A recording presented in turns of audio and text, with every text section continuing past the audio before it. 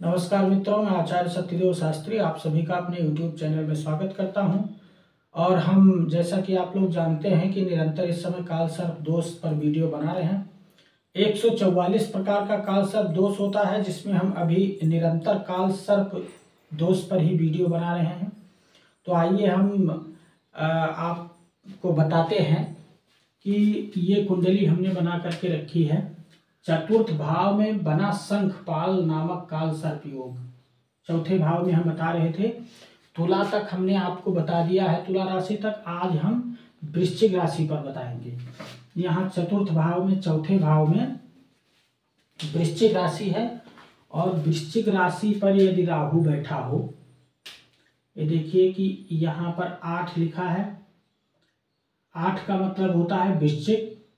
वृश्चिक राशि पर यहाँ यदि राहु बैठा हो और यहाँ दशम स्थान में केतु बैठा हो, यदि यहाँ आपकी कुंडली में राहु बैठा है और यहाँ केतु बैठा है, और इस राहु केतु के मध्य, नीचे या ऊपर, इसके मध्य यदि सारे ग्रह बैठे हैं आपकी कुंडली में, तो ये समझ लीजिए कि आपके कुंडली में पूर्ण रूप से शंखपाल नामक काल सर्प योग बना है। यदि इस प्रकार का काल सर्प दोष आपकी कुंडली में बना है, तो हम आपको बताएंगे कि इससे क्या आपको फल होगा और इसके क्या उपाय हैं। यदि इस प्रकार से राहु केतु के द्वारा आपकी कुंडली में चतुर्थ भाव में शंखपाल नामक काल सर्प योग बना है, तो आप भूमि भवन वाहन संबंधित अनेक कष्ट आपको मिलेगा। क्योंकि ये चतुर्थ भाव जो है, ये भूमि भवन वाहन, माता का सुख, माता, भूमि भवन वाहन मकान, ये सारा सुख यहाँ चतुर्थ भाव से देखा जाता है। और यदि यहीं पर राहु बैठा है, तो ये समझ लीजिए कि आपको भूमि भवन वाहन संबंधित अनेक कष्ट प्राप्त होंगे, तथा माता पिता किसी से भी विशेष एक से आपको कष्ट प्राप्त होगा। क्योंकि ये पिता का स्थान है और ये माता का स्थान है। और यदि माता पिता के स्थान पर राहु केतु बैठ करके और काल सर्प दोष बना रहा है, ये शंखपाल नामक काल सर्प दोष बना रहा है, तो ये समझ लीजिए कि माता पिता एक से आपको जो है कष्ट आपको मिलेगा। यात्रा प्रसंग में भी कष्ट प्राप्ति होती है, और ऐसे व्यक्ति, आप बुद्धिमान होंगे, चतुर होंगे, परंतु आपके सारे उद्योग जो हैं वो निष्फल होंगे। ये राहु केतु निष्फल कर देता है। ये काल सर्प योग यदि कुंडली में बना है, तो आपका सारा योग जो आप मेहनत करते हैं वो निष्फल हो जाता है। बिजनेस में आपको सफलता नहीं देने देता है, तथा आर्थिक रूप से भी निरंतर आपको ये पिछाड़ता जाता है। ठीक है, आर्थिक रूप से आपकी स्थिति जो है निरंतर जो है डाउन होती जाती है। इस प्रकार से यदि आपकी कुंडली में काल सर्प रोग बना है, रोगों से भी आप पीड़ित रहते हैं, ठीक है, तो इस प्रकार से तो हम इसमें आपको जो है उपाय बताएंगे कि भगवान विष्णु का जो है, ठीक है, उपाय में हम आपको इसका बताएंगे। उपाय भगवान विष्णु का जो है पूजा आप करें, और विष्णु भगवान की प्रतिमा जो है सोने की बनवाकर दान करें। ठीक है, भगवान विष्णु का आप पूजन करें और सोने की जो है प्रतिमा बनवा करके दान करें। और ये हो गया पहला। और दूसरा, 5 मंगलवार को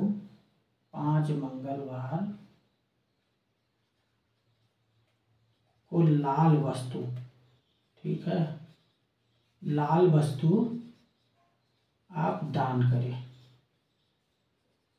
ठीक है, और निरंतर शिव का पूजन करते रहें। ये 2 चीज करें, साथ साथ में निरंतर शिव का पूजन आप करते रहें, यदि इस प्रकार का काल सर्प योग आपकी कुंडली में बना है तो।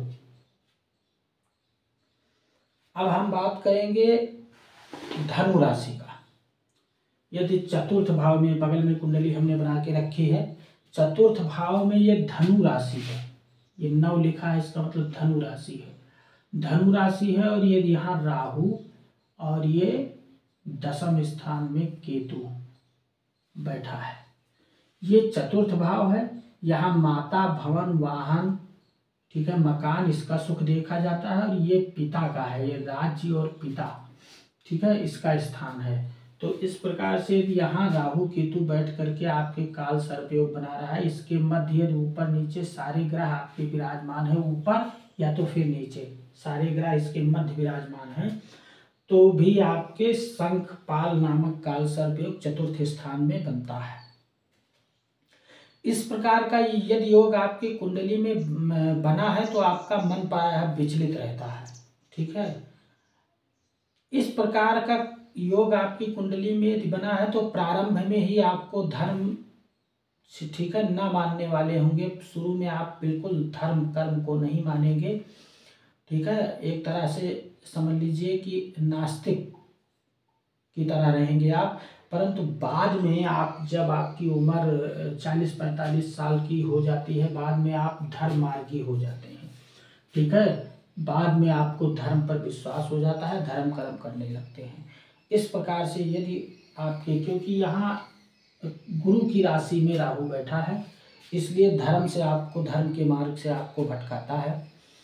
आप अपने निकट संबंधी लोगों के कारण जो है व्यवसायिक आपकी क्षति होगी। इसलिए यदि व्यापार व्यवसाय करें तो विशेषकर आप जो है किसी से पार्टनरशिप ना करें, स्वयं करें तो ठीक है, नहीं तो पार्टनरशिप नहीं आपके लिए अच्छा है, ठीक है। इसलिए जो है चल अचल संपत्ति संबंधी अनेक विवाद हो सकते हैं आपके जीवन में।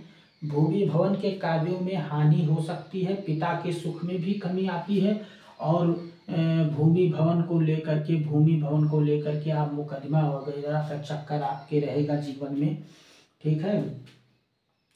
क्योंकि भूमि भवन के स्थान में बैठ करके राहु काल सर्पयोग बना रहा है, इसलिए भूमि भवन कार्यों में भी आपको हानि हो सकती है, पिता के सुख में भी कमी आ सकती है, और शिक्षा क्षेत्र में भी बाधा आती है।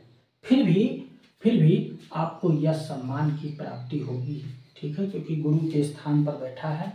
अब ऐसी कुंडली यदि है तो ऐसी कुंडली में गुरु का देखना भी जरूरी है कि गुरु आपका कहाँ बैठा है। यदि गुरु की स्थिति अच्छी है, ठीक है, मीन में बैठा है, यहाँ बैठा है, या यहाँ बैठा है, या कर्क का उच्च का गुरु होता है यहाँ बैठा है, तो ऐसी स्थिति में यदि गुरु अच्छे स्थान में बैठा है तो आपका ज़्यादा अच्छा रहेगा। तो इसलिए यहाँ गुरु की स्थिति देखना भी जरूरी है। लेकिन हम बता रहे हैं काल सर्प योग के बारे में। राहु और केतु से इस प्रकार का यदि काल सर्प योग बना है तो आपका जो है इस प्रकार से लाभ हानि होगा। अब इसमें क्या करना है आपको कि उपाय के लिए जो है आपको उपाय के लिए इसमें बताते हैं हम छोटा सा उपाय में आपको भगवान शिव का जो है, भगवान शिव का रुद्राभिषेक 11 बार कराएं। इसमें भगवान शिव का रुद्राभिषेक कराएं 11 बार। और यहाँ गुरु को बलवान करने के लिए भी भगवान विष्णु की पूजा भी आपको करना अनिवार्य है। भगवान विष्णु की पूजा आप करें, गुरु को बलवान करें, ठीक है। ये चीजें हो गई, ये आपको उपाय हमने बताया है। और अब हम आपको बताएंगे, हमने आपको वृश्चिक बता दिया और धन बता दिया। अब हम आपको बताएंगे मकर, ठीक है। यदि आपका मकर चतुर्थ स्थान में मकर राशि है और वहां पर राहु केतु विराजमान है, ये देखिए,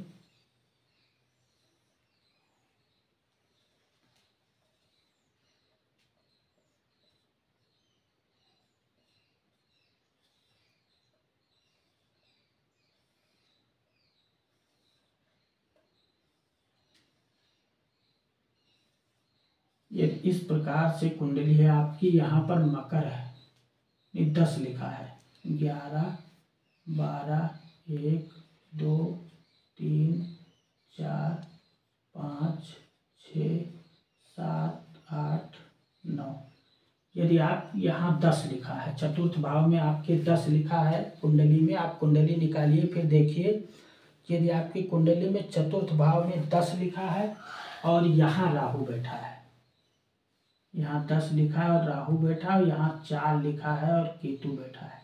यदि यहाँ 10 लिखा है तो स्वाभाविक है कि यहाँ 4 ही लिखा होगा। ठीक है, तो यदि 10 लिखा है तो 10 माने हो गया मकर राशि, और मकर राशि के स्वामी हो गए शनि। शनि के घर में राहु बैठा है और केतु दशम स्थान चंद्रमा के घर में बैठा है। इस प्रकार से बैठा है, इसके मध्य नीचे साइड या ऊपर साइड यदि सारे ग्रह विराजमान हैं तो शंखपाल नामक काल सर्प योग बनता है। ठीक है, मकर राशि में विराजमान राहु से शंखपाल नामक काल सर्प योग बनता है। अब यदि इस प्रकार का योग आपकी कुंडली में बनता है तो आप आर्थिक, सामाजिक, ठीक है, क्षति यानी आपका जो है सामाजिक भी और आर्थिक भी नुकसान का सामना आपको करना पड़ेगा। पिता तथा माता दोनों पक्षों से आपको कष्ट होगा, समझ लीजिए। ठीक है, माता और पिता दोनों से आपको कष्ट मिलने वाला है। ठीक है, या तो माता पिता से आपको कष्ट मिलेगा या आपको माता पिता से कष्ट मिलेगा। ठीक है, इस प्रकार से आप फिजूल खर्ची तथा व्यय की यात्राओं के कारण भी आप अत्यधिक परेशान रह सकते हैं, इसलिए फिजूल का खर्चा आप बिल्कुल ना करें। ठीक है, फिजूल का खर्चा आपके लिए हानिकारक है। यात्राएं जो है, यात्राएं भी कम ही करें तो अच्छी बात है। अत्यधिक आपको यात्रा में कष्ट हो सकता है। भूमि भवन तथा वाहन के कारण भी आपको विवाद झेलना पड़ेगा, कोर्ट कचहरी। ठीक है, भूमि भवन को लेके कोर्ट कचहरी करना पड़ेगा।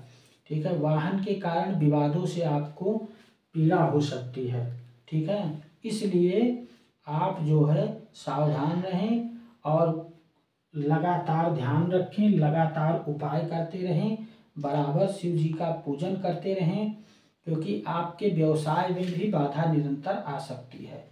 ठीक है, अपनों का साथ जो है नहीं मिलेगा आपको, इसलिए हम आपको यहाँ उपाय बताएंगे। आप उपाय करिए, क्योंकि आपके शनि के घर में बैठ करके राहु यहाँ काल सर्प योग बना रहा है, इसलिए आपको शिव सहस्त्र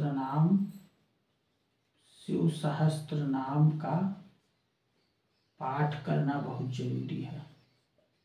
पाठ करें, कम से कम आप मान के चलिए 251 पाठ आप करें।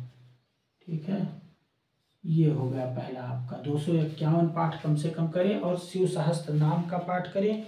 करीब 20 या 25 मिनट का समय लगता है शिव सहस्त्र नाम पाठ में, ज़्यादा समय नहीं लगता है। 20 मिनट का समय मात्र लगेगा, 25 मिनट का लगेगा। पहली बार करेंगे तो आधा घंटा लगेगा, 20-25 मिनट का समय लगता है। इसलिए आप प्रतिदिन भगवान शिव का पूजन करें, अर्चन करें, वंदन करें, उनको जल चढ़ावें।